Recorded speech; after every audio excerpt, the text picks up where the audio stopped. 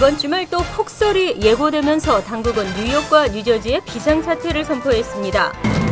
2014 소치 동계올림픽이 이틀 후 화려한 막을 올립니다. 빌 드블라지오 뉴욕시장이 설과 이슬람 명절을 휴교일로 지정할 방침입니다.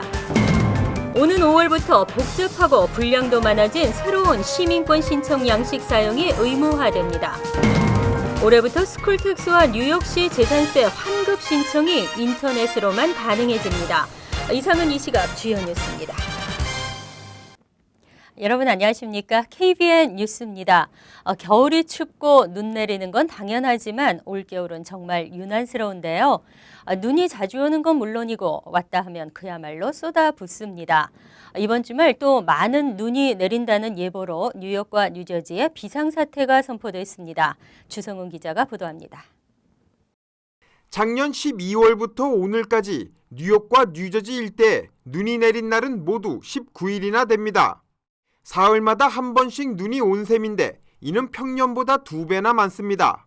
뉴욕시를 기준으로 내린 눈만 다 더하면 40인치 가까이 돼 어른의 가슴까지 눈 속에 파묻힐 정도입니다. 특히 지난달 하순부터 이달 초 며칠 사이에 많은 양의 폭설이 집중되고 있습니다. 이미 뉴욕시는 작년 한 해 동안 뿌린 양과 비슷한 34만 톤이 넘는 염화칼슘을 이번 2달 동안 도로에 뿌려댔고 뉴저지주는 작년 한 해 제설 예상과 맞먹는 6천만 달러를 이미 2달 동안의 제설 작업에 쏟아부었습니다. 사정이 이렇다 보니 뉴욕과 뉴저지 주지사는 이번 주말 또 한 번의 눈폭풍을 앞두고 비상사태를 선포했습니다. 이처럼 많은 눈이 내리고 있는 까닭은 미 동북부 상공으로 공급되는 수증기가 매우 많기 때문입니다. 이번 겨울 내내 대서양의 수온이 높아 많은 수증기가 미 대륙으로 밀려 들어왔고 북극의 찬 기온이 미 대륙으로 내려오고 있다는 분석이 나왔습니다. 대서양의 수온이 높아지고 북극의 찬 기온이 남하하고 있는 원인은 지구온난화 때문일 가능성이 큰 것으로 기상학자들은 보고 있습니다. 지구온난화가 점점 가속화될수록 겨울철 뉴욕의 폭설과 때 아닌 폭우 가능성은 커질 것으로 전망됩니다. KBN 뉴스 주성훈입니다. 2014 소치 동계올림픽이 이틀 후면 화려한 막을 올립니다. 올림픽 조직위원회는 극적인 효과를 위해 개막식의 내용을 공개하지 않고 있는데요. 금홍기 기자가 올림픽 소식 전해드립니다. 소치 동계올림픽 개막식은 현지 시간으로 오는 7일 2014년을 상징하는 20시 14분에 4만석 규모의 PCT 스타디움에서 막을 올립니다. 미 동부 지역에서는 같은 날인 7일 오전 11시 14분부터 시작되는 개막식과 주요 경기는 NBC를 통해 생중계나 녹화 중계로 시청할 수 있습니다. 오늘 월스트리트저널은 이번 소치 동계올림픽 1위를 미국이나 노르웨이가 차지할 것으로 예측했습니다. 한국은 러시아, 네덜란드와 함께 금메달 6개를 획득하며 공동 5위를 기록할 것으로 전망했습니다. 신문은 한국의 확실한 금메달 기대주로 피겨왕 김연아와 빙속여제 이상화를 꼽았습니다. 오늘 소치올림픽 선수촌에 입촌한 한국 선수단은 3회 연속 동계올림픽 탑10 진입을 목표로 하고 있습니다. 한국과 미국을 비롯해 총 88개국이 참가하는 이번 소치올림픽에서 한국은 동계올림픽 최대 규모인 선수 71명과 임원 49명, 총 120명의 선수단이 메달 사냥에 나섭니다. 금메달이 유력시되고 있는 스피드 스케이팅의 이상화 선수의 경기는 오는 11일 오전 7시 45분과 13일 오전 9시에 열립니다. 19일과 20일 오전 10시부터 피겨스케이팅 경기에 나서는 김연아 선수는 큰 실수만 하지 않으면 역대 3번째 동계올림픽 피겨 여자 싱글 2연패로 올림픽 마지막 무대를 장식할 예정입니다. 한편 러시아 정부는 소치 올림픽의 안전한 개최를 위해 최대 10만 명의 무장 인력을 동원하는 등 만반의 준비를 하고 있습니다. KBN 뉴스 금홍기입니다. 뉴욕시 공립학교 공식 휴교일이 늘어날 것으로 보입니다. 빌 드블라지오 뉴욕시장이 설과 이슬람 명절을 휴교일로 지정할 방침입니다. 학사 일정에는 영향을 미치지 않지만 방학은 줄어들 수도 있는 것으로 알려졌습니다. 빌 드블라주 뉴욕시장이 아시안과 이슬람 커뮤니티의 요구를 받아들였습니다. 당국은 설과 이슬람 명절 이드 알 아드하와 이드 알 피트르를 공식 휴교일로 정할 방침이라고 어제 밝혔습니다. 구체적인 시기는 알려지지 않았지만 이르면 오는 9월부터 시작되는 학기부터 시행될 전망입니다. 현재 뉴욕시 공식 휴교일은 유대 명절 로시 하샤나, 얌키퍼, 그리고 컬럼버스 데이, 11월 본선거, 베테랑스 데이와 추수감사절 등 방학을 제외하고 총 11일입니다. 특히 다음 학년도에는 설이 휴교일로 지정되지 않더라도 2월 19일 중간 겨울방학과 겹치기 때문에 휴교 가능성이 큽니다. 지난 2012에서 2013 학년도에는 허리케인 샌디로 인해 모자란 수업 일수를 채우기 위해 중간 겨울방학 이틀만 쉬었지만 올해는 2월 17일부터 21일까지 총 5일간을 쉬게 됩니다. 이렇게 되면 내년 설에는 학교에 가지 않아도 됩니다. 이드 알 아드하도 올해는 주말인 10월 4일과 5일로 예정돼 있고 이드 알 피트르는 항상 7월이나 8월에 잡히기 때문에 휴교와는 상관이 없습니다. 때문에 설과 이슬람 명절이 휴교일로 지정되더라도 학사 일정에는 차질이 없을 것으로 알려졌습니다. 오는 5월부터 전면 개정된 새로운 시민권 신청 양식 사용이 의무화됩니다. 새 신청 양식은 예고된 바와 같이 분량이 많아지고 복잡해졌습니다. 이미 백문항 시험 문제도 고난이도로 바뀌어 어려움을 겪고 있는 가운데 신청자들의 부담은 더 가중될 것으로 보입니다. 어제 새 시민권 신청 양식이 공개됐습니다. 새 시민권 신청서 N400은 섹션이 지금의 14개에서 17개로 증가하며 전체 분량은 10페이지에서 21페이지로 2배가 넘습니다. 이에 따라 신청서 작성에 소요되는 시간도 현재 약 6시간에서 크게 늘어날 것으로 보입니다. 더 큰 문제는 기존 질문을 그대로 유지하면서 복잡하고 어려운 단어를 포함한 질문이 대폭 추가됐습니다. 신청서 질문이 복잡하고 어려워지면서 시민권 인터뷰도 어려워질 가능성이 높아졌습니다. 일반적으로 시민권 인터뷰는 신청서에 기재된 내용을 토대로 관련된 질문을 하고 있기 때문입니다. 이번에 추가된 질문의 예를 보면 집단 학살에 가담한 적이 있는가, 강제로 성관계를 시도한 적이 있는가, 민병대나 불법 무장단체 등에 가입한 적이 있는가 등입니다. 질문도 질문이지만 일상적으로 접하지 않았던 어려운 단어들을 알아야 합니다.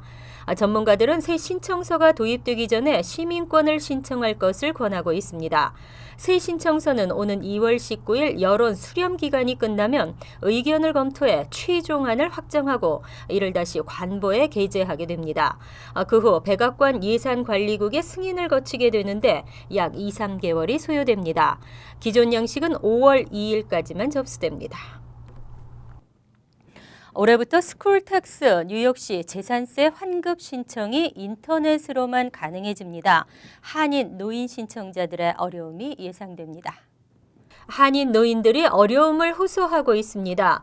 뉴욕주 재무국은 이제까지 해당 납세자에게 스쿨택스와 재산세 환급 신청서를 우편으로 배송했었습니다. 하지만 올해부터는 인터넷 신청만이 가능해짐에 따라 본인이 직접 인터넷을 통해 해당 양식으로 신청을 해야 합니다. KCS 플러싱 경로회관 유종옥 관장은 바뀐 규정으로 많은 노인들이 혼란을 겪고 있다고 설명했습니다. 또 예년보다 훨씬 많은 노인들이 신청을 하기 위해 경로회관을 찾고 있다고 덧붙였습니다. 현재 KCS 코로나 플러싱 경로회관과 뉴욕 한인복지관은 노인들의 재산세와 스쿨택스 환급 신청을 돕고 있습니다. 한편 재무국에 따르면 재산세 공제는 지난해 렌트 또는 재산세에 대해 주택 소유주나 렌트 거주자에게 최대 $375의 현금 지급 또는 세제 혜택을 제공하는 것입니다. 주택 소유주의 경우 해당 부동산 현시가가 $85,000 이하 또는 렌트 거주자의 경우 월 평균 렌트가 $450 이하인 경우 수혜 자격이 주어집니다. 연소득 상한선은 $18,000 이하이고 연령과 자산 제한은 없습니다. 저소득층 음식 보조 카드인 EBT 카드로 술이나 담배를 구입하거나 카지노 등에서 도박을 하는 경우도 있는 것으로 알려졌습니다. 뉴욕주 상원이 이를 제도적으로 방지하기 위한 법안을 가결 처리했습니다. 그동안 일부 주민들이 푸스탬프를 이용해 술이나 담배를 구입하는가 하면 현금 보조금을 인출해 카지노나 스트립클럽 등에서 사용한다는 지적이 이어져 왔습니다. 뉴욕주 상원은 어제 전자식 푸스탬프로 알려진 EBT 카드로 담배나 술을 구입하거나 카지노 등에서 사용할 수 없도록 하는 법안을 가결 처리했습니다. EBT 카드의 남용을 막기 위해서입니다. 현재 푸스탬프 혜택을 받는 주민들은 EBT 카드를 이용해 식료품을 구입하거나 현금 보조금을 인출해 생활비로 사용하고 있습니다. 하지만 구입 품목이 명확히 규정돼 있음에도 불구하고 다른 목적으로 사용하는 경우가 드러나 EBT 카드에 대한 규제 필요성이 대두돼 왔습니다. 이에 따라 이번 법안은 EBT 카드를 이용한 유흥비용 지출과 소비 등을 전면 금지하고 슈퍼마켓 업주들 역시 정해진 품목만을 결제할 수 있도록 명시했습니다. 하지만 이 법안은 지난 2년간 주 상원을 통과하고도 주 하원에서 승인되지 못한 바 있습니다. 때문에 최종 통과는 아직 불투명한 상황입니다. 한인 가정의 경우 집에 인터넷이 없으신 분들 거의 없으실 텐데요. 한인을 포함해 미국 내 아시안이 인터넷 사용과 스마트폰 이용률이 전체 인종 가운데 가장 높은 것으로 조사됐습니다. 2012년 기준 25세 이상 미국 내 아시안의 인터넷 사용률은 82.9%로 연방 센서스국이 지난 3일 발표한 자료에서 나타났습니다. 스마트폰 이용자도 전체 인종 가운데 유일하게 절반이 넘었습니다. 인종별로는 백인이 80.3%, 흑인이 68.2%, 히스패닉이 64% 순이었고 스마트폰 이용률은 히스패닉 45.8%, 흑인 45%, 백인 44.6% 순이었습니다. 전체 연령별 인터넷 이용률은 25에서 34세가 88.1%, 35에서 44세가 86.2%, 45에서 64세가 78.4% 등이었습니다. 65세 이상도 절반이 넘는 53.1%가 인터넷 이용자였습니다. 스마트폰 이용률도 젊은 연령일수록 높게 나타났습니다. 스마트폰으로 가장 많이 사용하는 기능은 이메일 보내기, 인터넷 접속, 지도 보기 순이었고 다음은 애플리케이션 내려받기, 소셜미디어 이용, 음악 듣기와 게임하기였습니다. 인터넷 이용 가구도 지난 1997년 18%에서 2012년에는 74.8%로 늘었습니다. 집에 컴퓨터가 있는 가구는 1984년 8.2%였지만 2012년 78.9%로 증가했습니다. 하지만 인터넷을 원치 않아 인터넷이 없는 가구도 2.2%를 차지했고 비용 때문에 인터넷이 없는 가정은 7.3%였습니다. 한편 메릴랜드주의 한 중학교를 찾은 오바마 대통령은 학교 고속 인터넷망 보급을 강조하면서 한국 수준으로 맞춰야 한다고 강조했습니다. 항공요금의 비밀, 오르는 것 같지 않으면서도 교묘하게 올라가고 있습니다.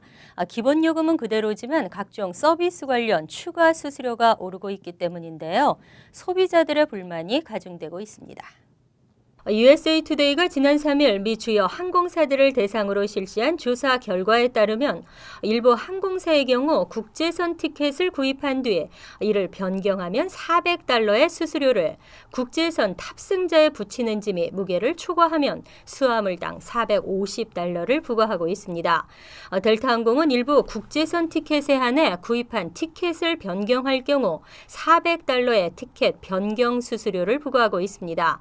아메리칸 항공도 무게를 초과한 수화물에 대해 무려 $450를 부과하고 있습니다.